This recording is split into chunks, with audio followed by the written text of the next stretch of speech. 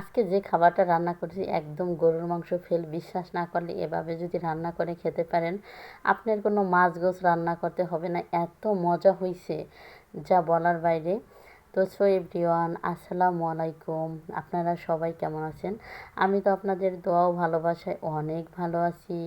তো পুরো ভিডিওটা দেখার আমন্ত্রণ রইল। ফেসবুক থেকে দেখলে লাইক কমেন্ট শেয়ার করে পাশে থাকবেন, ইউটিউব থেকে দেখলে সাবস্ক্রাইব করে পাশে থাকবেন। তো চলেন রান্নাটা দেখি। তো আমি কাঁচা কলা রান্না করবো আজকে।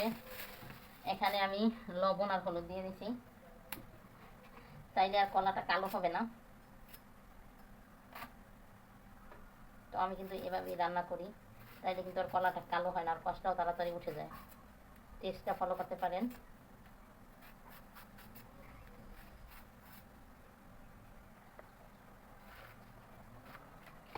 এই যে হলুদ আর লবণের ভিতরে এটা ভেজে রাখলে কষ্টটা একদমই উঠে যাবে।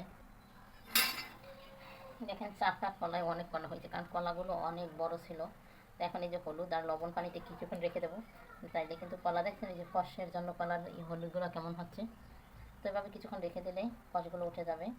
তারপর মাছের মতো ওই রকমের কচে কচে ধুইলে কষগুলো আর থাকবে না। একদম দেখেন ধোয়ার পর একদম ফকফকা হয়ে যাবে।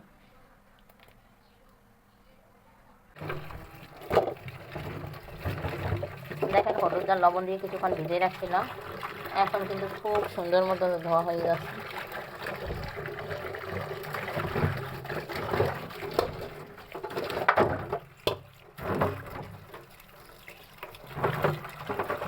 দেখেন তো কত সুন্দর, একদম ফকফকা, কালো আছে, একদম ফর্সা। তো তেল দিয়ে দিচ্ছি, এখন পেঁয়াজ দিয়ে দেবো। পেঁয়াজটা নরম হয়ে আসছে, এখন আমি চিংড়ি মাছ দিয়ে দেবো। যেহেতু চিংড়ি মাছ দিয়ে রান্না করবো, তো ওই যে চিংড়ি মাছটাও তেলের সাথে ভাজা হয়ে গেছে। এখন আমি দিয়ে দেবো আদা রসুন বাটা।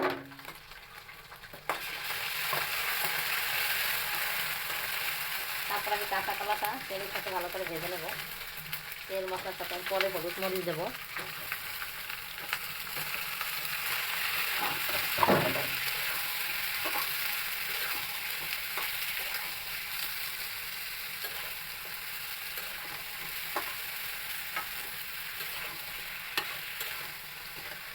ভালো করে এদের সাথে ভেজে তারপর দিয়ে দেবো লবণ।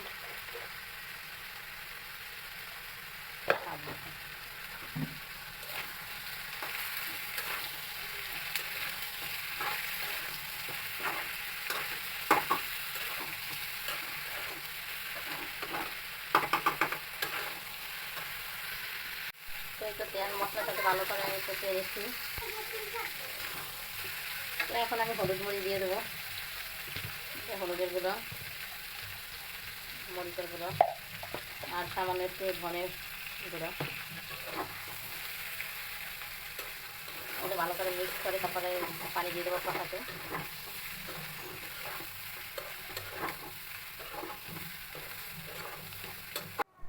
তো এই তো আমার রান্না শেষ। কালারটা কিন্তু অসাধারণ আসছে। আমি জালটা বন্ধ করে দেবো। অনেক সুন্দর একটা কালার আসছে, কিন্তু এটা দিয়ে ভাত খাওয়া যাবে নির্মিষে এক প্লেট। আর ঝোল তো আমার বাসায় সবাই পছন্দ করে, এই জন্য ঝোলটা মাস্ট রাখতেই হয়, কিছু করার নাই।